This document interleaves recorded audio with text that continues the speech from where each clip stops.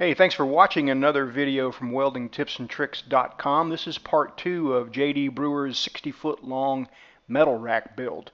This is where we left off in part 1. And you might remember we used 035 dual shield flux core wire. JD uses 045 quite a bit, but for this job selected 035 because there are some of those flare bevel joints where the rolled edge of the square tubing meets the squared edge and they were vertical uphill, and 035 wire just worked better. So now it's time to cut this thing in half and add bolted connections. So we've got to get some good straight lines. This is where the flange plate bolted connection is going to be. Transferring lines using a little silver pencil here, and then a Metabo 6-inch with a slicer plus wheel. It's really the best way that seemed to cut this thing, and really didn't take long at all. You know, kind of have to make sure to use a new wheel when you're trying to cut all the way in through from both sides. You got to have kind of a full-size wheel, but just seemed easier than any other method.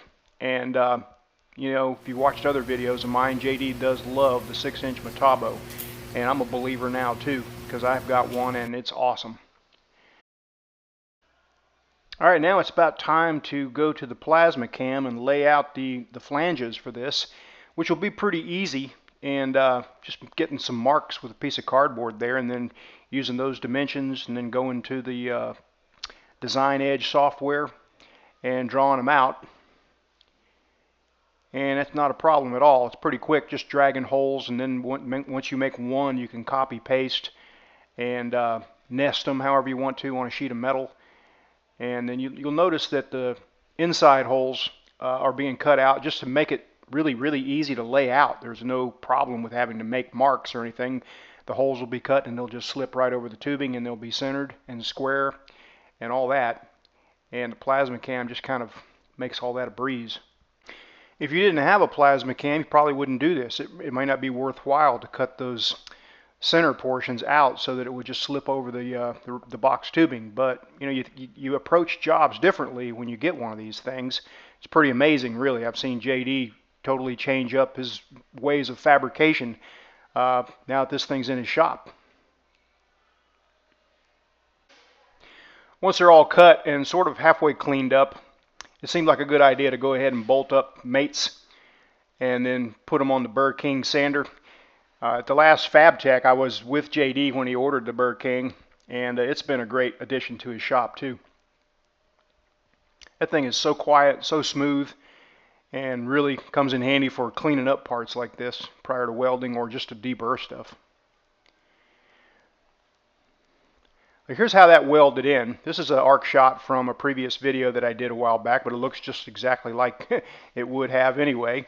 And I did some testing on joints like this, and penetration was just fine.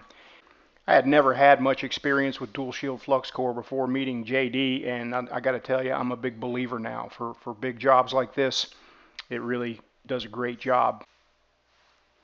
There's just a little bit more welding to do on some areas that weren't easy to get to with the way it was situated, either on sawhorses or standing up or whatever. And there's also some little pitch pieces, little pointy pieces that weld on the top of each post.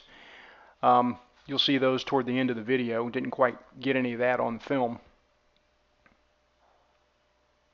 You can see how handy the overhead crane is on this particular job. I mean, it would really be a little bit of a chore to move this stuff around if you didn't have that. Now, JD did have a couple of gantry cranes in his previous location with wheels on them, but still takes a lot of time to set up 2 of those to move stuff like this out.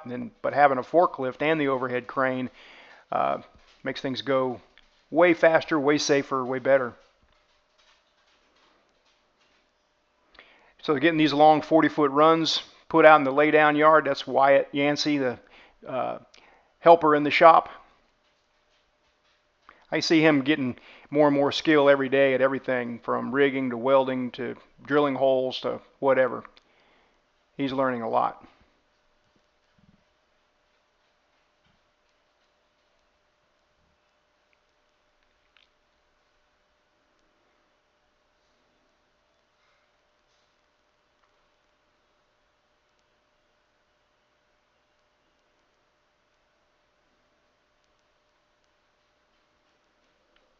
I guess this is where they kind of put those pointy things on there.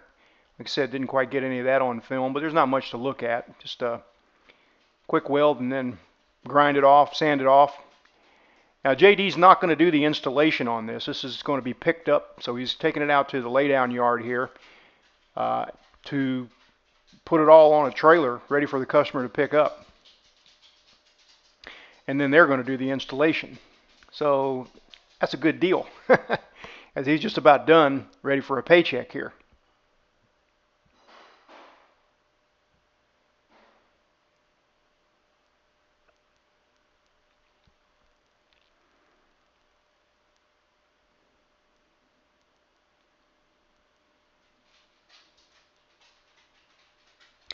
I'm not really sure. I've seen JD's version of this video, and he mentions this rack as a rebar rack. So I'm not sure if it is a rebar rack or just round stock, all thread, or what. Doesn't really matter, because he just built it per a drawing and built it in sections where it can go on trailers for hauling off and for ease of installation. And now his part is done. So the customer is going to take care of any painting or any installation and all that. And all that's left for JD to do is pick up a check. It's done now. So thanks, JD, for letting me film this. Again, JD's channel, his YouTube channel is JD Brewer.